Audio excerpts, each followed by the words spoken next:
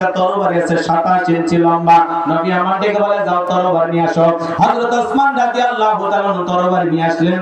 বিশ্ব নবী হযরত আলীর হাতে তরবারি ধরায়া দিলেন। এখন তো তরবারি কথা শুনলে বলে জঙ্গি, কথা বলে ঠিক কি না?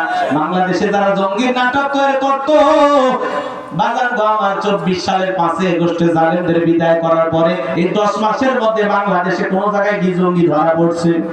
তার মানে কি বুঝলেন? ওরা ক্ষমতায় টিকে থাকার জন্য জঙ্গির নাটক করত। বহির্বিশ্বে দাড়িওয়ালা টুপিওয়ালা মুসলমানদেরকে জঙ্গি সন্ত্রাস বলে তারা প্রচার করত। কথা বলছেন না? জঙ্গির নাটক এই দেশে পুরোটাই তাদের সাধনা। দিল দিয়া কথাগুলো বোঝার চেষ্টা করবেন বাজার গো আমার।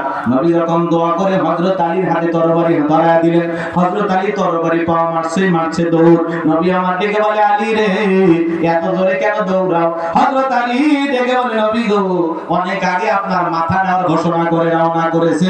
আমি চাই আপনার চেহারা দেখার আগে ওরে আমি জমিন থেকে বিদায় করে দেব। বলেন আল্লাহু আকবার। এই কথা বলে হযরত আলী দৌড়াইতে লাগলেন।